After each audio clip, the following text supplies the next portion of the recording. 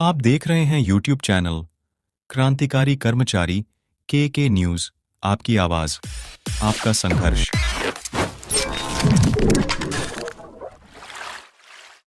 लेकिन जो मेजर जो डिफरेंसेस जो समझ करके आए समझ में आ रहे हैं कि पेंशन की अगर हम बात करें, ओपीएस को पेंशन मिलेगी, यस मिलेगी, एनपीएस को भी मिलती है, ओपीएस को भी मिलेगी, यूपीएस को भी मिलेगी।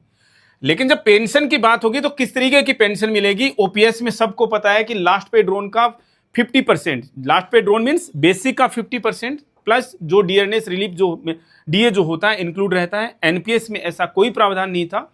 आपकी जो भी एन्युटी के अंदर जो भी आपकी इन्वेस्टमेंट है सुपर एन्युएशन पर, उससे ही आपको पेंशन मिलेगी, जो कि मार्केट बेस्ड है, जिसका कोई निश्चित अमाउंट नहीं है, कभी भी फिक्स नहीं है, किसी को भी नहीं पता है। यूपीएस में सेम आपने ओपीएस की तरह से एक फिक्स अश्योर पेंशन देने की कोशिश की, ठीक है। उसमें भी थोड़ी सी चालबाजी दिखाई गई है कि हम पूरे 12 महीने का, और 12 महीने का क्या, जो आपका जो मीन्स लास्ट जो 12 मंथ्स की जो पे है जो सुपर एन्युएशन पर, उसका हम वो एवरेज निकालेंगे और उसका 50%, चलो कोई दिक्कत नहीं है, 1000-2000 रुपए से कोई फर्क नहीं पड़ता। और आपने इसमें इन्फ्लेशन इंडेक्सेशन को भी रख दिया, कोई दिक्कत नहीं है, यहां तक हमें कोई इश्यू नहीं है। एनपीएस की बात वहीं की वहीं रह गई थी। डीएडीआर का बेनिफिट आपने दे दिया, इसके अंदर नहीं था, इसके अंदर दे दिया, ठीक है जी। कंट्रीब्यूशन एनपीएस के अंदर, ओपीएस के अंदर कोई कंट्रीब्यूशन नहीं जाता, एनपीएस के अंदर कंट्रीब्यूशन जाता है। एम्प्लॉय का कंट्रीब्यूशन 10%। आपने कहा गया है आपकी तरफ से कि अब हम 18.5% का कंट्रीब्यूशन डालेंगे। आपने और महंगी स्कीम कर दी है इसको, कोई दिक्कत नहीं, आपका पैसा है, चाहे जैसे इस्तेमाल कीजिए, कोई दिक्कत नहीं है। यूपीएस में भी सेम वैसे ही चलता रहेगा कि कर्मचारी का कंट्रीब्यूशन 10% और आपका कंट्रीब्यूशन जो है वो 18.5%, क्योंकि आप हमें पेंशन देना चाह रहे हैं, बहुत अच्छी पेंशन देना चाह रहे हैं, स्वागत योग्य है, कोई दिक्कत नहीं है भाई, कर लीजिए, आपका पैसा है, कहीं पर भी लगाइए, कोई दिक्कत नहीं है। सिक्योरिटी की बात आती है तो ओपीएस में सिक्योरिटी है, इसमें भी सिक्योरिटी आपने दे दी, मान लिया इसमें सिक्योरिटी नहीं है। वीआरएस के ऑप्शन की जब बात आएगी तो मोदी जी आपके लिए जो शब्द निकल रहे हैं, वाह मोदी जी वाह, ये वहीं से ही इनका उद्गम स्थल जो है वो यहीं से ही है। वीआरएस को लेकर के एक और है अभी तक इस चीज में, वीआरएस को लेकर के ओपीएस में आपने 20 साल की क्वालिफाइंग सर्विस रख रखी है। एनपीएस में भी आपने लेटेस्ट में जब अमेंडमेंट्स किए तो 20 साल की क्वालिफाइंग सर्विस रख दी थी, ठीक है। यूपीएस में आपने unified that is not justified, जिसमें आपने क्वालिफाइंग सर्विस 25 ईयर्स कर दिया, कोई दिक्कत नहीं, एक बार के लिए स्वीकार कर लिया। लेकिन हाल ही में क्या, कल ही जब प्रेस वार्ता में cabinet secretary Shri TV Somanathan ji से पूछा गया कि वीआरएस के बारे में आपका क्या विचार है, तो उन्होंने जवाब दिया कि इसके लिए क्वालिफाइंग सर्विस जो है वो 25 साल रहेगी। लेकिन उसके बाद का जो जवाब था वो बड़ा आश्चर्यजनक है, जिसके लिए हमारे मुंह से आपके सम्मान में शब्द निकल रहे हैं, वाह मोदी जी वाह, कि 25 साल पे आप वीआरएस तो ले सकते हैं लेकिन आपको पेंशन नहीं मिलेगी। पेंशन कब मिलेगी? जब आप 60 की एज तक पहुंच जाओगे। मोदी जी किसने देखी है 60 की एज? तभी तो बेचारा वो ले रहा है ना, वो तभी तो बेचारा वीआरएस ले रहा है। और सबसे बड़ी बात, आदरणीय मीन्स हमारे लिए तो कैबिनेट सेक्रेटरी हैं, सभी ऑनरेबल हैं, आप लोग सभी लोग ऑनरेबल हैं, माननीय हैं, उनके हिसाब से मेरे मन में एक भाव जो है वो बार बार आ रहा है कि हर एक कर्मचारी जो एनपीएस के अंतर्गत फिलहाल लाभार्थी है और जो चाहता है कि मैं यूपीएस में स्विच कर लूं, एक बार के लिए मान लें, तो वो अपने आप को क्या फील कर रहा है कि वो प्रिजनर है, जिसे बंदी बना करके रखा गया है। आपको 60 साल तक की जेल काटनी है। 60 साल तक की जेल का मतलब आपकी 60 की उम्र होने तक की जेल आपको काटनी है। लेकिन आपके पास में एक ऑप्शन अवेलेबल है, हम 25 साल पे आपको छोड़ सकते हैं, आप जा सकते हैं। लेकिन जो आपने 25 साल की जो सर्विस हमें दी है, जेल में जिस तरीके से कैदी बिताता है, समय बिताता है और उसको कुछ मेहनताना मिलता है, जो सजा जो कैदी होते हैं उनको मेहनताना मिलता है, वो जो आपका मेहनताना है वो हम आपको आपकी इस क्वालिफाइंग सर्विस के बाद में नहीं, आपके सुपर एन्युएशन की डेट्स पर देंगे।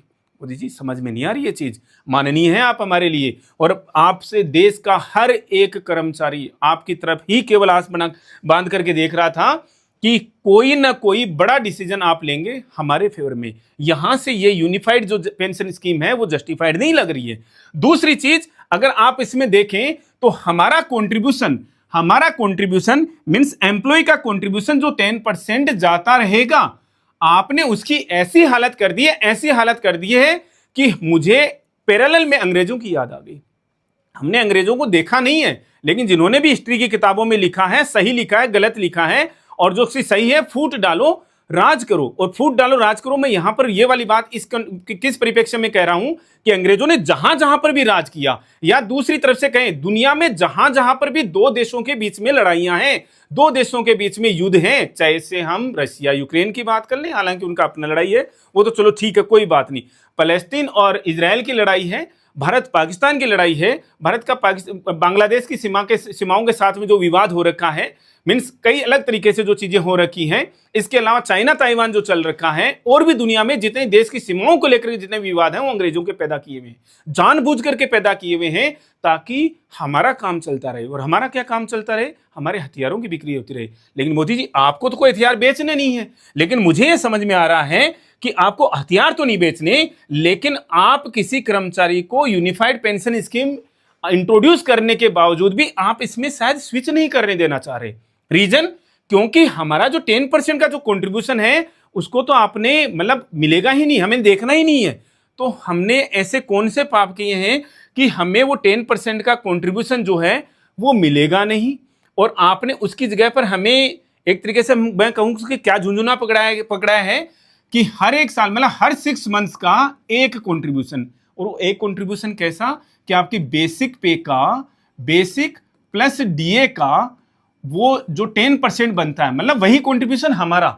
मतलब इस 25 साल पे भी अगर कोई एम्प्लॉय छोड़ना चाहे, या मान लीजिए 30 साल की सर्विस करता है कोई एम्प्लॉय सुपर एनुएशन तक, वो तो सर्विस नहीं रही, कोई छोड़ेगा नहीं, वीआरएस तो आपने खत्म ही कर दिया इनके लिए, कोई बात नहीं जी। किसी ने 30 साल की सर्विस की तो उसको क्या मिल जाएगा?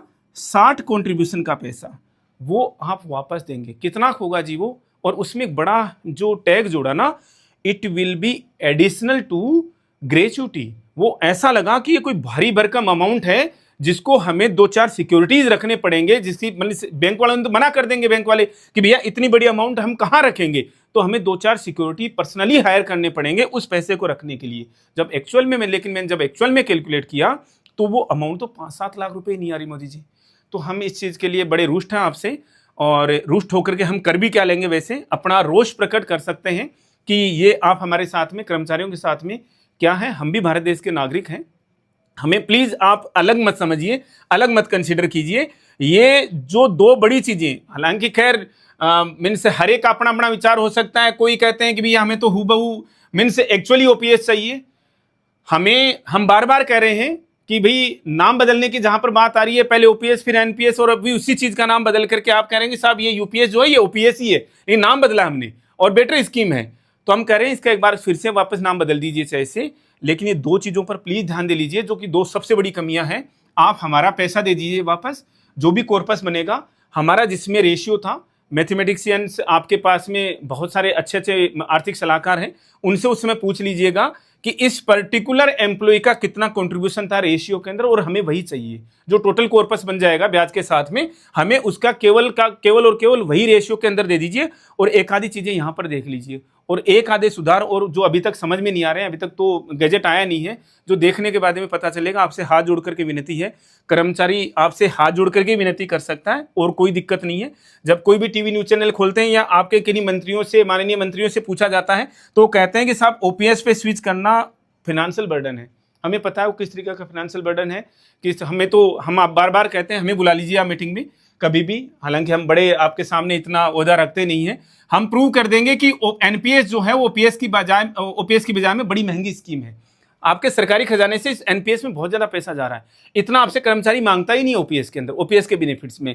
रीजन, क्योंकि ओपीएस लेने वाला कर्मचारी, और ऐसा नहीं कि एनपीएस लेने वाला कर्मचारी अलग से है, भारत देश में किसी भी कर्मचारी की औसतन आयु किसके लिए, पेंशन रिसीव करने के लिए, पेंशन लेने के लिए 10 साल से ज्यादा नहीं है। कहने का मतलब कोई 70 साल से ज्यादा नहीं, जरा एवरेज की बात कर रहे हैं, कोई पर्टिकुलर 90 साल जी जाए एक अलग बात है, लेकिन एवरेज ये 10 साल पे आता है। आप एनपीएस के कर्मचारियों को 30 साल 32 साल 33 साल 35 साल पेंशन क्यों देना चाह रहे हैं? और ये इतना कॉर्पस है कि आपके खर्चाने में तो पता नहीं कितना पैसा चला जाएगा अगर आप खुद के लिए डालें पीएफआरडीए में।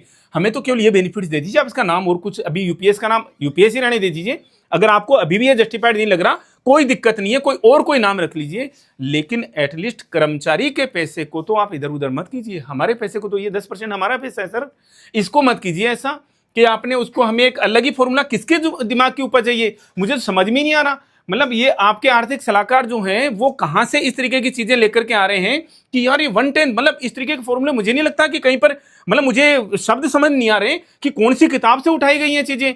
माननीय मंत्री जी ने कल इसके बारे में जब इंट्रोड्यूस कर रहे थे इसको, पेंशन स्कीम को, तो बता रहे थे हमने काफी जगहों से स्टेक होल्डर्स के साथ में भी, आरबीआई के साथ में भी, अदर मतलब अब्रॉड में कंट्रीज के साथ में भी उनको स्टडी किया। ये तो हमें कहीं से भी नहीं है, बंद कमरे में बैठ करके बनाई गई 5 पन्नों के अंदर चीजें लिख ली, 5 पॉइंट लिख ली और हमारे सामने इंट्रोड्यूस कर दिए। हाँ जी भैया ये हो गया, और हमारे मुंह से बस इसको पढ़ करके निकल पड़े, वाह मोदी जी वाह।